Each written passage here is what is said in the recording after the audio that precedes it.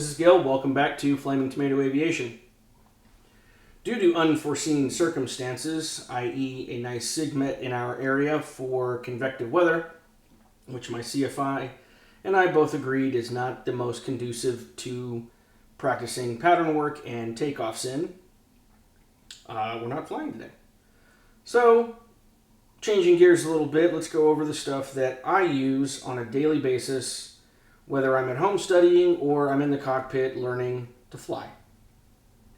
Starting over here on the left, we have the Pilot's Handbook of Aeronautical Knowledge, the Airplane Flying Handbook, and then the Holy Grail, the 2023 FAR AIM, which, as you can kind of see, has been copiously tabbed out with various things that I'm going to need to know.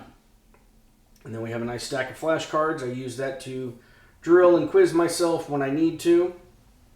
Got a normal, I say normal, but it's kind of a higher end kneeboard. A Battleboard Kneeboard, standard notepad. I got some pens and pencils in there. By the way, this is not a paid promotion, but if anybody from Battleboard happens to see this and would like to send me just some free stuff to review and try out, by all means, reach out. I'm all about it, guys. Juicy fruit, because it's juicy fruit, and why not? Sunglasses. I do wear a pair of standard, old-school Ban Aviators, non-polarized. They work great. They fit under my headset just fine, and they're comfortable. In the Ziploc bag here, I have my medical certificate. I've got my student pilot certificate, and my certificate of completion of the DC CIFRA course given by the FAA on their safety website, because I do live in close proximity to Washington, D.C., and I'm not really trying to get a free air show from either some F-16s or F-22s out of Andrews Air Force Base. So, know the regulations for the area you're flying in. I got my hard copy logbook. As a student, you just keep it with you because your CFI is going to need to sign stuff and put in endorsements and all that other fun stuff. So, keep it with you guys. Protect it. That is your entire record of being a pilot. Don't lose it. Don't break it. Don't burn it. Up here, I put together a checklist package for the 172 Novembers that we fly at the flight school I'm attending. Covers everything from pre-flight checks, steps, takeoffs of various types, whether it's normal, short field, soft field, landings with and without flaps, emergency procedures, and common frequencies in our area. Good to have. Sectional. I mean, everybody needs a sectional of their area. A plotter used for cross-country planning. The old school paper E6B.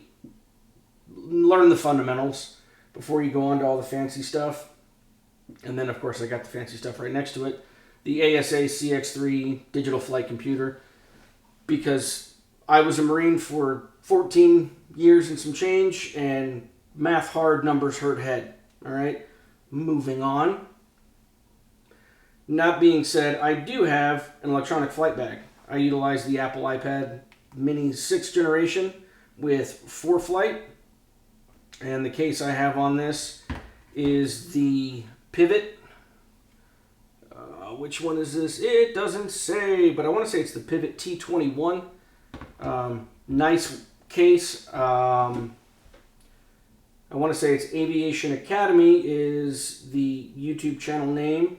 He did a great review on the Pivot. It was one of my deciding factors in buying the Pivot case. I got mine with the ball mount, and then I opted for a ram mount that mounts to the yoke. And I know I'm probably going to get some pushback about having a yoke-mounted iPad, but guess what? If you don't like it, don't fly in the plane with me. Simple as that. My CFI uses a yoke-mounted iPad mount as well, and part of my pre-flight checks, when I check for controls free and correct, I'm ensure that the mount does not interfere with operation of the yoke to its limits fore, aft, left, and right. And if it does, I make adjustments. I have a RAM suction mount with an action camera mount, whether I'm using the DJI Osmo Action 3 or the GoPro Hero 10 Black. So those are my video mounts. As for my headset, I went with the Lightspeed Delta Zulus, one of their newest offerings, but I'm also the kind of guy that lives by the adage of buy once, cry once. You know, I didn't want to buy your standard student pilot set of David Clark's. Nothing against David Clark's. I've used them in the past. Great headsets. But as with everything, you buy something, you use it for a while, and you realize, hey, there's cooler features on different pieces of equipment. Now I want active noise reduction. So then you buy a set of A&R headset. And now you're in for 2 headsets, and now you've paid, you know, 600 and something bucks. And then you realize, man, this is a long, boring cross-country flight. I wish I had some Bluetooth, listen to a book or some music.